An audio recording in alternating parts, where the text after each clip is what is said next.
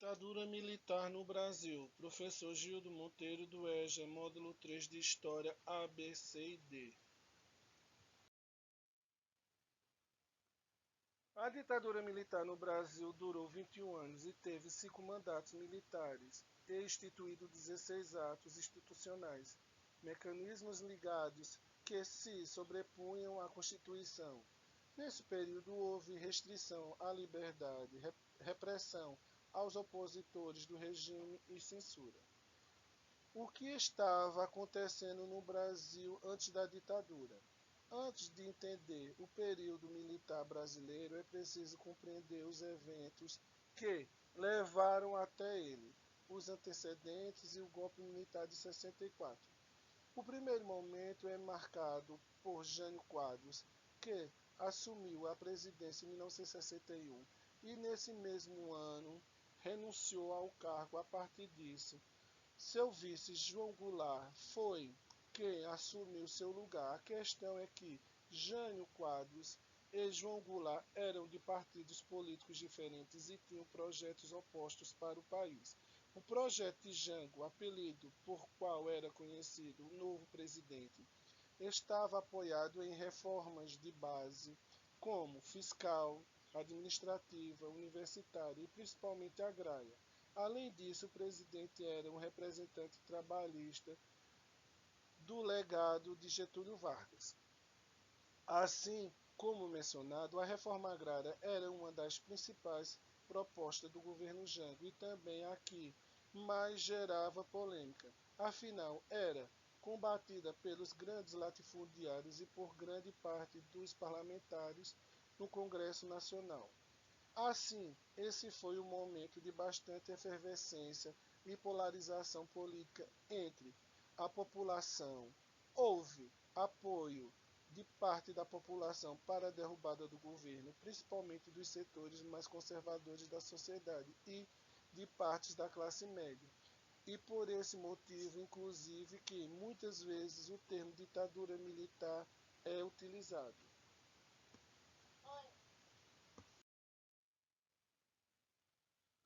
O envolvimento dos Estados Unidos. Vale lembrar ainda que era tempos de Guerra Fria e havia medo de um suposto perigo comunista. Assim, no conflito que começou logo após o final da Segunda Guerra Mundial e foi responsável pela bipolarização ideológica em que os Estados Unidos, defensores do capitalismo, e a União Soviética, defensora do socialismo, disputavam hegemonia econômica, política e militar no mundo. Nesse cenário, os Estados Unidos, com medo de expansão socialista, principalmente depois da Revolução Cubana, passou a intervir ativamente nos países da América Latina para impedir o crescimento das ideias consideradas comunistas. As ditaduras militares na região foram, então, mecanismos para frear esses movimentos, e tanto no Brasil quanto em outros países latino-americanos foram apoiadas pelos Estados Unidos. Em 2014, documentos liberados pelos Estados Unidos e investigados pela Comissão Nacional de Verdade revelaram que mais de 300 militares passaram uma temporada na Escola das Américas, o Instituto de Guerra dos Estados Unidos, no Paraná. Lá, entre 1954 e 1996, os militares brasileiros tiveram aulas e teorias e práticas sobre tortura. Além disso, gravações liberadas pela Casa Branca das conversas entre o ex-presidente John Kennedy e o embaixador do Brasil no momento, Lincoln Gordon, comprovam o envolvimento estadunidense da ditadura militar brasileira. O golpe e o início da ditadura militar no Brasil. No dia 31 de março de 1964, tanques do Exército foram enviados ao Rio de Janeiro, onde estava o presidente Jango. 3 dias depois, Goulart partiu para o exílio no Uruguai e uma junta militar assumiu o poder no Brasil. No dia 15 de abril, o general Castelo Branco toma posse, tornando-se o primeiro de 5 militares a governar o país durante esse período. Assim se inicia a ditadura militar no Brasil, que vai durar até 1985. Vamos conhecer essa história com mais detalhes. Para te ajudar a entender os acontecimentos mais importantes desses 21 anos da ditadura militar no Brasil, vamos dividir a história de acordo com os mandatos de cada presidente. Vale lembrar, as eleições para presidente nesse período foram indiretas e serviam de fachada, eram processos antidemocráticos, pois o partido que estava no governo, a Arena, possuía o controle tanto da Câmara de Deputados quanto do Senado Federal. Castelo Branco e os atos institucionais. No governo Castelo Branco, em 1964 a 67, foi declarado o primeiro ato institucional da ditadura militar no Brasil, conhecido como AI-1. Atos institucionais eram decretos e normas muito utilizados durante a ditadura. Eles davam plenos poderes aos militares e garantiam a sua permanência no poder. Dentre as principais medidas asseguradas pelo AI-1 estava o fim das eleições diretas. Isto é, a partir desse momento, as eleições para presidente seriam feitas pelo Congresso Nacional e não pela população. Nesse mesmo governo, as eleições diretas estaduais também foram suspensas e, em 1967, uma nova Constituição entrou em vigor. Em 1965, por meio de atos institucional número 2, todos os partidos políticos foram fechados e foi adotado o bipartidarismo, ou seja, a partir desse momento passaram a existir apenas dois partidos, a Aliança Renovadora Nacional, a Arena, e o Movimento Democrático Brasileiro, o MDB. Enquanto o primeiro apoiava o governo e o segundo partido representava a oposição consentida, mas, atenção, havia várias restrições à sua atuação. Essa medida, ao mesmo tempo em que fortalecia o poder executivo, propiciava uma imagem de legalidade à ditadura, pois mantinha o Congresso Nacional em funcionamento, apesar de ter sido fechado em alguns momentos. Além disso, unir todos os partidos de oposição em apenas um partido, o MDB, também foi uma estratégia dos militares de facilitar a repressão aos opositores do regime. O AI-2 mudou ainda dispositivos constitucionais, alterando o funcionamento do poder judiciário e concentrando cada vez mais poder no executivo.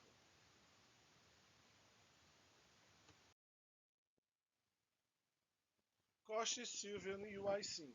O governo de Costa e Silva, em 1967 a 69, foi marcado por muita repressão e violência, tortura aos opositores do regime e restrição aos direitos políticos e à liberdade de imprensa.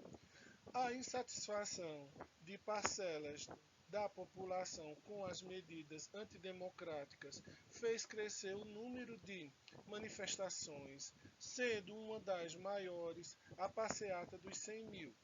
Nessa ocasião, o estudante Edson Luiz foi morto em confronto com a polícia, e o que gerou grande comoção e fortaleceu a oposição ao regime. Em resposta, Costa e Silva promulgou o AI-5, que fechou o Congresso por tempo indeterminado, decretou estado de sítio, cassou mandatos de prefeitos, governadores e proibiu a realização de reuniões. Como esse decreto dava o direito ao governo de punir arbitrariamente os inimigos do regime e considerado o golpe mais duro da ditadura militar no Brasil, Nesse período, também conhecido como Anos de Chumbo, em resposta ao regime repressivo, começaram a surgir grupos armados contra os quais houve forte repressão por parte dos militares. Médici e o milagre econômico. O governo de Médici, de 1969 a 74, é considerado o período de maior repressão da ditadura militar no Brasil. A censura dos meios de comunicação se intensificou e muitos prisioneiros políticos foram torturados. Afinal, os movimentos de oposição ao regime eram reprimidos por diversas frentes do governo militar. Além disso, o período também ficou conhecido como o milagre econômico. Isso porque algumas medidas econômicas adotadas pelo governo, como a restrição ao crédito e o aumento das tarifas do setor público, a contenção dos salários e direitos trabalhistas e a redução da inflação resultaram em taxas de crescimento do PIB acima de 10% e grandes investimentos de infraestrutura. Ainda nesse momento, foram construídas mais de 1 milhão de casas financiadas pelo Banco Nacional da Habitação (BNH) e o setor de bens duráveis e eletrônicos cresceu. Por isso, a impressão que se passava a partir dos resultados dessas medidas era a de crescimento econômico, ou como se costuma chamar, milagre econômico. O crescimento da economia, somado à euforia após a conquista do tricampeonato mundial de futebol, levou o governo militar a adotar campanhas publicitárias unifanistas, como "O Brasil ame ou deixe-o" ou "Ninguém mais segura esse país. Você talvez já tenha ouvido falar delas, ou não, é o mesmo".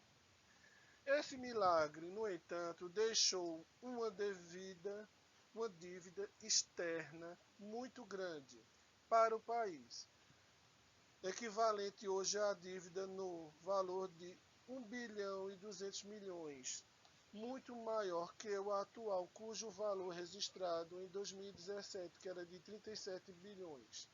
Isso significa que o milagre econômico gerou, na realidade, a dependência brasileira por empréstimos externos aos anos que surgiram. Além disso, o milagre foi acompanhado de maior desigualdade de renda, ou seja, a riqueza se concentrou ainda mais nas mãos dos ricos e a camada de pobres da população teve sua situação econômica e social ainda mais precarizada. O índice de Gini, que mede a concentração da renda e de um país, alcançou em 1977 o pior nível da história, com um número de 0,6. Isso significa que uma concentração de renda maior do que a registrada atualmente nos países como a Líbia e o Haiti. Em 1973, houve a crise do petróleo no mercado internacional. Com o aumento do preço do combustível e a inflação no país continuou a subir. Em 1974, a inflação era de quase 30% ao ano, chegando à taxa de 242,24% no final da ditadura. Além disso, os investimentos na economia brasileira caíram, reduzindo o consumo e a geração de empregos. Diante dessas dificuldades, o governo militar passa a perder o apoio. Em 1971, foi promulgado um decreto-lei que tornava ainda mais rígida a censura e a imprensa aos grupos que, de esquerda, sofriam fortes repressões e foram criadas as instituições para lutar contra eles, como o Departamento de Operações Internas, o DOI, e o Centro de Operação de Defesa Interna, o CODE. Estes órgãos eram utilizados como centro de aprisionamento e tortura e estavam localizado nas principais cidades do Brasil. Geisel e o início da abertura política. Geisel, de 1974 a 79, iniciou seu governo com uma abertura política lenta, gradual e segura. Na prática, isso significava a transição para um regime democrático, mantendo os grupos de oposição e movimentos populares excluídos dos processos de decisão política. Essa transição também tinha como razão o desgastes das Forças Armadas após anos de repressão, violência e restrição à liberdade. As violações aos direitos humanos e repressões violentas continuaram apesar do início da abertura. O caso mais grave ocorrido durante o governo Geisel, como já mencionamos, foi a tortura e a morte do jornalista Vladimir Herzog em 1975. Esse episódio gerou grande comoção popular, mas Geisel não tomou providências para punir os responsáveis. A crise econômica também se agravou em 1978. Operários metalúrgicos do ABC iniciaram o maior ciclo de greves da história do Brasil. Diversos setores da sociedade começaram a se mobilizar e denunciar as atrocidades cometidas pelo governo.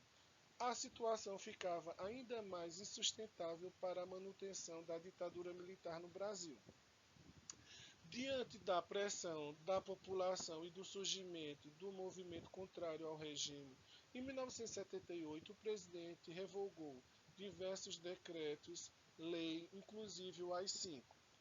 Em termos de investimento, no governo de Geisel, foram registrados os mais altos aportes em infraestruturas e industrialização desde o início da ditadura militar, atingindo 23,3% do PIB.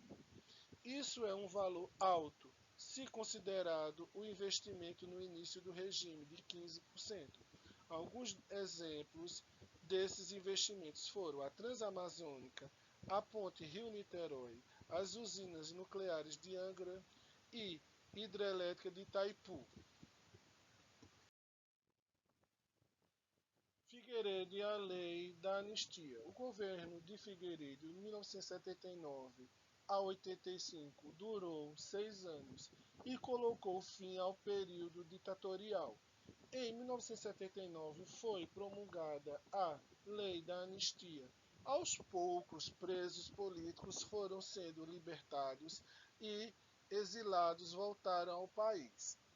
Uma polêmica sobre a Lei da Anistia é que ela excluía os guerrilheiros condenados por atos terroristas, mas incluía os agentes de repressão policial e militar, responsáveis pelas violações aos direitos humanos, como torturas e mortes. A partir desse momento, tornou-se possível a criação de novos partidos políticos. Muitos desses existem até hoje, mas essa abertura no final do regime não era aceita por todos os militares. Algumas delas desejavam manter a ordem vigente, considerado um ato de terrorismo. Militares contrários à abertura explodiram uma bomba num centro de convenções no Rio de Janeiro durante uma comemoração do Dia do Trabalho, em 1981. Neste caso, também não houve investigações ou punições. Ao final do comando e do mandato de Figueiredo, a população mobilizou-se pela realização das eleições diretas após, segundo a Constituição, o sucessor seria eleito pelo Congresso. As demandas, no entanto, não foram atendidas. Tancredo Neves foi eleito por voto indireto e somente em 1989 a população brasileira teve o direito de votar diretamente para o presidente.